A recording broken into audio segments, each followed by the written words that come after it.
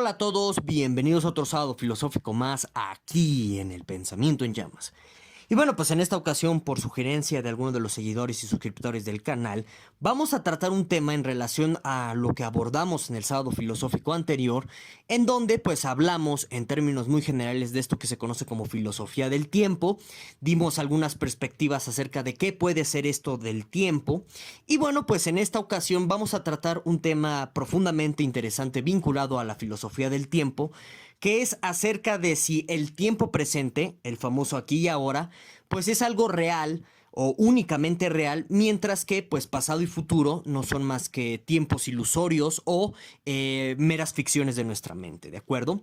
Y bueno, para ello, para que comenzamos a hacer la reflexión con base en algún tipo de postura filosófica pues conocida, de tal suerte que ustedes puedan afirmar o adherirse o suscribirse a alguna de estas posturas, cuestionarlas o formarse su propio criterio al respecto, les voy a presentar 4 posturas filosóficas que, bueno, pues justamente afirman que lo único real que existe es el tiempo presente, mientras que pasado y futuro son meras ilusiones. Y en concreto, pues vamos a revisar la postura de los estoicos respecto a esto. Luego veremos la postura de Agustín de Hipona presente en las Confesiones en relación a esta temática. Posteriormente veremos qué nos dice Schopenhauer, cómo a partir de la idea de la voluntad, pues podemos concebir que el único tiempo real es el presente. Luego, y ya para concluir el sábado filosófico, veremos la postura del primer Wittgenstein, el Wittgenstein del Tractatus Logico Philosophicus, en relación a que, bueno, pues en realidad, en sentido estricto, lo único genuino que existe es el tiempo presente, mientras que pasado y futuro son ilusiones, pero, bueno, pues en términos del propio Wittgenstein del Tractatus, si creemos que pasado y futuro son cosas reales, es por una confusión de la lógica de nuestro lenguaje espacio-temporal, ¿de acuerdo? Entonces, esto lo vamos a analizar en este sábado filosófico. Brevemente, te recuerdo ya para cerrar esta introducción de este sábado filosófico, que, bueno, pues en primer lugar en la caja de los comentarios me puedes dejar todas tus recomendaciones temáticas, sugerencias de autores y demás que tengas para próximos sábados filosóficos. Todas las sugerencias las tomo en consideración y créeme que en su debido momento pues abordaremos la temática en concreto que te interese. Y ya te recuerdo que en el fotograma de este sábado filosófico puedes encontrar una serie de libros que yo te recomiendo a modo de bibliografía por si gustas adentrarte más en el asunto o en las diversas cuestiones que vamos a analizar en este sábado filosófico. Y sin más, pues vamos a comenzar primero con la postura de los estoicos respecto a por qué el tiempo presente es lo único real, mientras que pasado y futuro son meras ilusiones. Bueno, como les comentaba ya desde el sábado filosófico pasado, Aristóteles fue uno de estos personajes que concebían al tiempo como puro movimiento. Esto es algo importante porque digamos que los estoicos que nos van a interesar en este sábado filosófico, es decir, los estoicos del periodo helénico, o sea, posterior a la existencia misma de Aristóteles en la historia, van a concebir una idea del tiempo que está en contra de la idea aristotélica tradicional del tiempo como puro movimiento. Y claramente, pues esta idea del tiempo que tienen los estoicos está profundamente vinculado con la cuestión del eterno retorno. Para aquellos que estén familiarizados ya con el eterno retorno, bueno, pues seguramente les viene a la mente el filósofo alemán Nietzsche, ¿no? Que bueno, pues aquí hay algo muy importante que hay que recordar. Nietzsche se está inspirando de la filosofía estoica tardía o post-helénica para tratar el eterno retorno como un ingrediente fundamental de una reflexión ética para cambiar nuestras vidas. Es decir, lo que trataba de hacer Nietzsche con la idea del eterno retorno es una metáfora o alguna especie de alegoría que te permita reflexionar sobre si te gustaría que las calamidades o aquello que no te gusta de tu día a día se repitiera infinitamente y eternamente a través de todo el tiempo. De tal suerte que, pues a partir de ello, cree Nietzsche que si una persona entra en shock o una cosa así por el estilo, puede romper con el eterno retorno. Entonces, esto es algo muy importante que hay que mencionar porque los estoicos, bajo la idea original del eterno retorno, bueno, pues no tienen nada que ver con esta alegoría y el uso ético que está haciendo Nietzsche del eterno retorno. Para los estoicos poshelénicos y helénicos en concreto, bueno, el eterno retorno es una teoría cosmológica y también una teoría metafísica en concreto que va en contra de la idea de que el universo es teleológico. Vamos a explicar esto por partes porque a partir de aquí podemos comprender la idea o la postura estoica de este periodo en concreto al que me estoy refiriendo respecto a que, bueno, pues lo único real que existe es el presente, ¿de acuerdo? Bueno, entonces, a nivel de cosmología, el eterno retorno lo que nos dice es que todo el universo, pues parte de un punto original y va a terminar en ese mismo punto original, de tal suerte que comienzo y fin son la misma cosa y se suceden mutuamente y sin que exista algún tipo de posibilidad para cambiar dicha sucesión. Es decir, supongamos que si todo inició en el universo a partir del Big Bang, bueno, pues todo terminará también juntándose o reuniéndose para conformar de nuevo a esta entidad o a este ser que estalló y del cual se formó el Big Bang, ¿de acuerdo? Esa es más o menos la teoría a grandes rasgos cosmológica del eterno retorno para los estoicos, ¿bien? Y va en contra de la idea de la teleología racional porque si ustedes recuerdan dentro de la metafísica aristotélica, y ya con ello vamos a la connotación metafísica del eterno retorno estoico, si ustedes recuerdan, y para aquellos que no lo sepan, bueno, pues para Aristóteles el universo tiene un fin y se mueve por un fin y también se mueve por un primer causador, coloquialmente llamado primer motor, tergiversado siglos después por los tomistas sobre todo, y le pusieron a este primer motor Dios, ¿no? En fin, es todo un tema que pues, se sale un poco de lo que estamos charlando aquí, pero digamos que para la concepción aristotélica del cosmos y también de la metafísica, todo tiene un fin, todo persigue un fin. De tal suerte que cuando llegan los estoicos y hablan de esta teoría del eterno retorno, bueno, pues se rompe la idea aristotélica de la teleología, perdonen ustedes, porque pues simplemente si todo regresa al punto del cual está partiendo, pues no hay un fin último. De hecho, principio y fin serían la misma cosa. Y también otra consecuencia de esta idea pues, ateleológica del eterno retorno es que no hay una racionalidad, pues digamos, intrínseca en el universo, es decir, las cosas no evolucionan, entre comillas, o se desenvuelven en el cosmos porque persigan un fin último, ya que según esta teoría del eterno retorno, todo vuelve a ser lo mismo desde su punto de origen. Entonces, si se dan cuenta, la teoría estoica a nivel del eterno retorno, a nivel de la cosmología y a nivel de lo metafísico, pues es una teoría que va en contra de la cuestión aristotélica del primer motor. En fin, ese es otro tema, pero sí es importante entender el contraste. Porque ya ya diciendo esto, podemos ver cómo la idea del tiempo para los estoicos se presenta como un momento unitario, llamado presente. ¿Por qué? Piensen ustedes en el circulito típico del eterno retorno, la famosa serpiente del Uroboros de los estoicos, que bueno, pues es esta serpiente que se devora su misma cola. Piensen en esa imagen por un momento, o búsquenla en Google, etcétera. Y se darán cuenta que si el mundo se desenvuelve o se desarrolla en términos de ese círculo que se está devorando a sí mismo, o sea, en el sentido en el que todas las cosas parten de un punto originario y van a regresar a ese mismo punto originario, bueno, pues entonces no tiene sentido en primera instancia hablar de un presente, de un antes y de un futuro en ese círculo. ¿Por qué? Porque digamos que toda la circularidad de la forma del eterno retorno hace que te impidan hablar de un tiempo fraccionario o de un tiempo segmentado en virtud de que, por ejemplo, para los estoicos en concreto, el tiempo es continuo.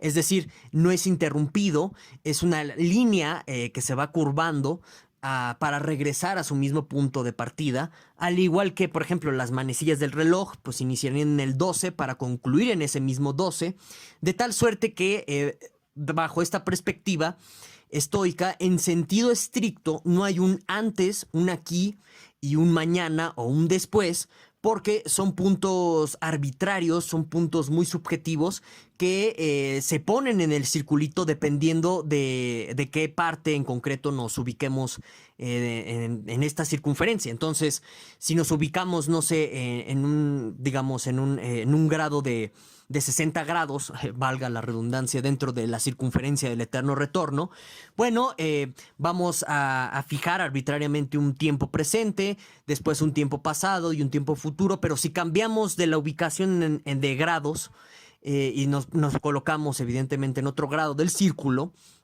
pues lo que antes era aquí puede ser ahora un punto pasado, un punto anterior, mientras que el momento actual, el ahora, puede ser un punto a futuro, etcétera. Entonces, con la imagen del eterno retorno, como ustedes pueden darse cuenta, los estoicos nos muestran que pasado y futuro son líneas arbitrarias, porque en sentido estricto, como todo el cosmos viene de un solo punto y regresa al mismo punto, pues no hay ni siquiera un aquí, un antes, ni un futuro. Todo es una convergencia continua que va a terminar a apuntar al mismo punto de origen, así como un remolino o como un torbellino.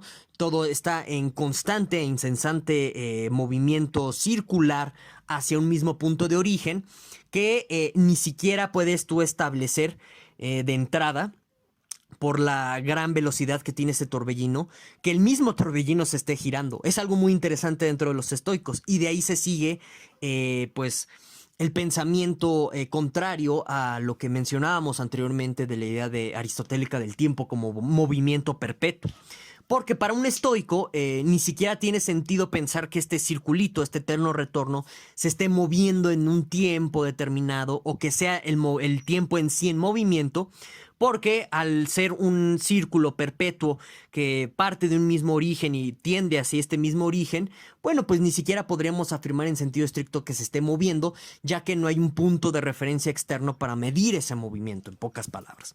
Entonces, esta es una postura que afirma que nada más existe un tiempo presente de una forma muy arbitraria, dependiendo de la localidad en la que nos ubiquemos dentro de este gran círculo llamado eterno retorno, ¿no? Bueno, ahora, pasando a la segunda postura, que nos diría que el tiempo es lo único real, mientras que pasado y presente es una ficción, bueno, pues encontramos en concreto la postura agustiniana al respecto, que está presente en el libro 11, si la memoria no me falla, de las Confesiones, ¿sí? Que bueno, pues es ejemplar cómo Agustín habla de esta manera del tiempo, porque digamos que muchos especialistas, sobre todo una filósofa de la religión, no un tomista y este tipo de personajes, no, un filósofo de verdad, esta filósofa María Zambrano, nos comenta que en Agustín de Hipona la idea del tiempo está muy vinculado con el tema de la conciencia. Entonces ahorita lo vamos a ver a grandes rasgos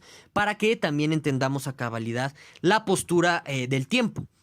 Y bueno, digamos que en las Confesiones, en concreto en la parte 11, encontramos el famoso dilema de, bueno, ¿qué es el tiempo presente si cuando yo digo que esto es el momento presente, pues ya se vuelve pasado? Y si yo digo que será momento presente, pues en realidad estoy hablando de un momento futuro. Les pongo un breve ejemplo de este dilema. Si yo digo, en este momento estoy hablando con todos ustedes, bueno, en virtud de que lo acabo de decir hace unos segundos, noten, ya se volvió un momento pasado. Ahora, para evitar eso, si yo les digo, ¿saben qué? Dentro de algunos segundos les voy a explicar algo de Agustín. Bueno, eso no es un momento presente, de hecho es una proyección a futuro, es un momento a futuro. Entonces, ese es el dilema de tratar de definir al tiempo presente, porque o bien caemos en una definición de un momento pasado, o bien proyectamos un momento a futuro que, bueno, pues por definición ninguno de los dos es tiempo presente. ¿Qué hace Agustín de Hipona para solucionar este conflicto? Y aquí viene la cuestión de la conciencia, a la cual pues nos hace alusión esta filósofa de la religión María Zambrano, que como les digo es muy importante para entender la respuesta que nos va a dar aquí Agustín de Hipona. Lo que va a hacer Agustín de Hipona, en pocas palabras, es decir, que el tiempo solamente existe en un sentido interior del individuo. ¿Qué quiere decir esto? Que la cuestión del tiempo, al final de cuentas, según Agustín, remite a los momentos que va registrando el individuo en su memoria.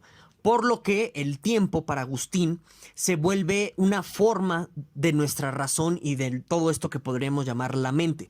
Algo muy interesante para todos aquellos que vieron el sábado filosófico anterior, en el que yo les platicaba un poco del sentido interno en Kant, ¿no? Parece que aquí hay una influencia y una conexión muy interesante que nosotros podríamos hacer.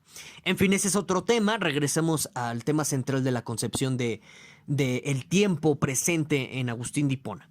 Bueno, entonces, en este punto o desde esta perspectiva, para Agustín de Hipona, el pasado y el futuro son ilusiones en nuestra memoria porque digamos que nuestra conciencia, según, y aquí viene las observaciones que nos hace María Zambrano al respecto, diría San Agustín que es nuestra conciencia la que vuelve un momento presente en concreto. Y por lo tanto vuelve a ese momento como algo real, mientras que los demás se mueren vagas sucesiones, vagas ilusiones que no adquieren realidad, no adquieren presencia, y de ahí la idea de lo presente en Agustín, porque pues simplemente nuestra conciencia no se concentra en ello. Entonces les pongo un ejemplo muy concreto que también hace alusión a la idea de la culpabilidad en Agustín, que es todo un tema, pero que también va vinculado con todo esto que estamos platicando. Digamos que si ustedes se roban una paleta o un helado de una tienda, digamos que ese momento solamente que pues podría ser un momento pasado después de que ustedes llegan a su casa y se comen el helado o la paleta o lo que sea. Ese momento se va a volver algo presente siempre que en su conciencia, en su memoria, sientan algún tipo de remordimiento, de culpabilidad y lo traigan a la presencia ese momento. Y de ahí que sea un momento presente, de tal suerte que para Agustín el tiempo presente es lo único real, porque es lo único que puede traer nuestra culpa o lo único que puede traer nuestra conciencia culposa más bien a la presencia del individuo en relación tanto a momentos pasados como a momentos futuros. Porque de igual forma, supongan ustedes que llegan a su casa, nunca robaron el helado ni la paleta, pero lo pensaron, tuvieron la tentación de robarse ese helado y esa paleta. Y sienten culpa y hacen que esa proyección a futuro o ese plan a futuro se vuelva un momento presente porque su conciencia culpable lo trae a la presencia de ustedes, ¿de acuerdo? Noten cómo se vincula aquí lo presente con la presencia en Agustín. Todo un tema muy interesante, sobre todo para aquellos que les guste pues las cuestiones de la fenomenología y demás, que si gustan podemos tratar en algún otro sábado filosófico. En fin, entonces esa sería en términos muy generales la postura de Agustín. Si se dan cuenta, ya aquí el presente se vuelve presente por una cuestión subjetiva interna del individuo en Agustín, ¿de acuerdo? No es un momento real, ontológicamente independiente de los individuos. Muy interesante y muy profundo este punto de vista. Bueno, ahora nos vamos con Schopenhauer. Recuerden ustedes que para Schopenhauer todo es voluntad, de tal suerte que, pues, según la cuarta forma del principio de razón suficiente, nuestra conducta como seres humanos se entiende o se explica bajo algo que Schopenhauer llama principio de motivación, que en pocas palabras, pues, es la cuestión de que nosotros estamos siempre motivados a actuar por un deseo egoísta de autosatisfacernos, que en realidad no es nuestro deseo, sino que es la voluntad que está gritando desesperadamente por perpetuarse en la existencia, ¿no? Tenemos ahorita un curso sobre la filosofía de Schopenhauer para todos aquellos que quieran seguir profundizando más en estas cuestiones, ¿de acuerdo? Bueno, ¿cómo se sigue o cuál es la idea o la vinculación que hay en Schopenhauer con respecto a que pues nada más el tiempo presente es lo único real, mientras que pasado y futuro son ilusiones? ¿Cómo se vincula con esta cuestión de la voluntad? Bueno, sencillo. Para Schopenhauer, lo único real, lo único presente en cuestiones de esta ontología del tiempo o de estas discusiones metafísicas sobre el tiempo presente es el aquí y el ahora, porque la voluntad, dice Schopenhauer, es pues es una entidad, en pocas palabras, que se está aferrando constantemente a seguir persistiendo en el aquí y en el ahora. Y esto concretamente ustedes lo pueden encontrar en el libro segundo del Mundo como Voluntad y Representación, Digo, ahí está el índice, pueden ver el índice, la verdad es que ahorita no lo tengo presente los capítulos, ¿verdad? También el curso de la filosofía de Schopenhauer, ahí yo pongo las citas, etcétera. En fin, como les decía, en el libro segundo ustedes pueden darse cuenta cómo para Schopenhauer la voluntad continúa perpetuándose en una incesante lucha contra la materia por tratar de objetivarse en la materia, y en este sentido, por eso para Schopenhauer el tiempo presente es el único momento o tiempo real, ya que para la voluntad solamente existe el aquí y el ahora. Es decir, la voluntad lo único que le interesa es seguir existiendo en este tiempo, en este momento. La voluntad no piensa ni en el ayer ni en el futuro, y es por eso que para Schopenhauer, bueno, así lo explica él, digamos que esto que se llama la especie solamente le está importando que el individuo o una serie de individuos en concreto persistan en nombre de la especie, sin importar qué haya pasado en momentos anteriores con ellos, es decir, si se tuvieron que comer a sus crías, si tuvieron que matarse entre ellos para seguir existiendo, etcétera, ni tampoco le importa a la voluntad qué vaya a pasar con esta especie el día de mañana. Solamente lo único que desea la voluntad es perpetuarse en el momento, seguir existiendo. Y ahora, en una cuestión individual, por ejemplo, si ustedes son viciosos, como un servidor al cigarro, al alcohol, al café, etcétera, pueden entender cómo, en este sentido, Schopenhauer explica que los deseos miran siempre hacia un tiempo presente porque es lo único real. Es decir, cuando tú tienes deseos de fumar, deseos de tomar, deseos no sé, de satisfacer alguno de tus vicios, se están pensando en términos de satisfacerse en un aquí y en una ahora. No le importa a tus deseos que pues el día de mañana sigas teniendo esta ansiedad por fumar o esta ansiedad por tomar café, etcétera. Entonces, digamos que a partir de esta metafísica de la voluntad para Schopenhauer, se está entendiendo a la cuestión del aquí y el ahora como la única dimensión real, efectiva, a partir de la cual la voluntad se está desenvolviendo y está luchando por seguir en este aquí y en este ahora. De tal suerte que es por eso algunos schopenhauerianos lo ven en el mundo microscópico.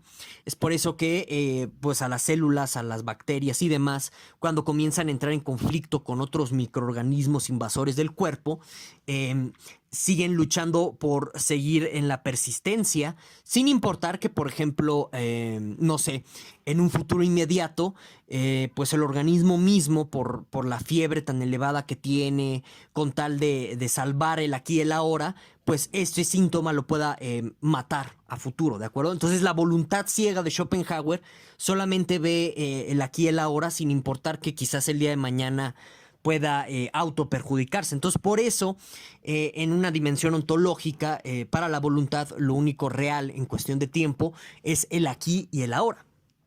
Ahora, y ya con esto, pues concluiríamos este sábado filosófico. Hablemos un poco, a grandes rasgos, de la perspectiva wittgensteiniana, en concreto del primer Wittgenstein, respecto a la cuestión del tiempo, ¿sí? Aquí en el Pensamiento en Llamas tenemos un curso sobre el pensamiento de Wittgenstein.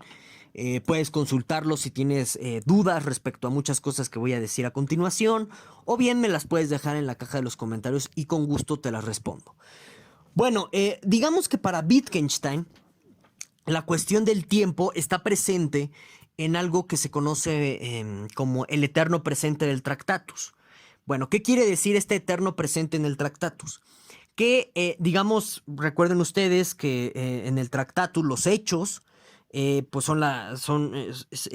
en su conjunto, en su totalidad es el mundo, de tal suerte que el lenguaje que habla de hechos tiene que imitar la forma lógica de estos hechos en una relación uno a uno, en virtud de los componentes de este hecho, ¿de acuerdo? Bueno, entonces nuestro lenguaje en tiempo presente, pues directamente en cuestiones de significado, pretende remitir a un hecho que está aconteciendo en nuestra realidad, ¿de acuerdo?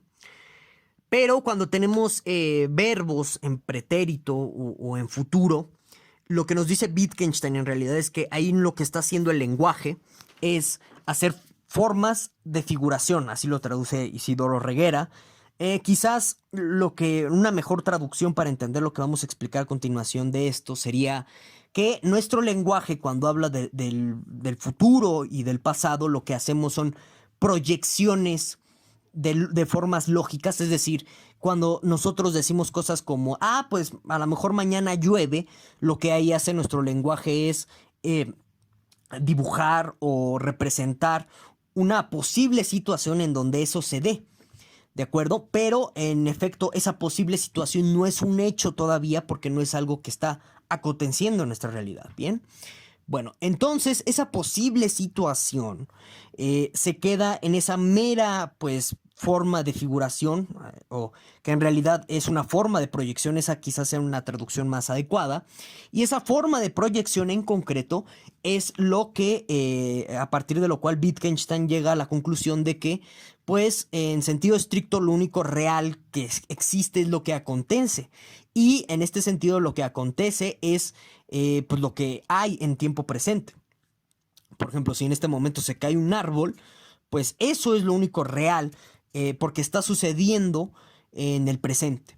Si yo lo pongo como una mera posibilidad, solamente se queda en el ámbito de la posibilidad.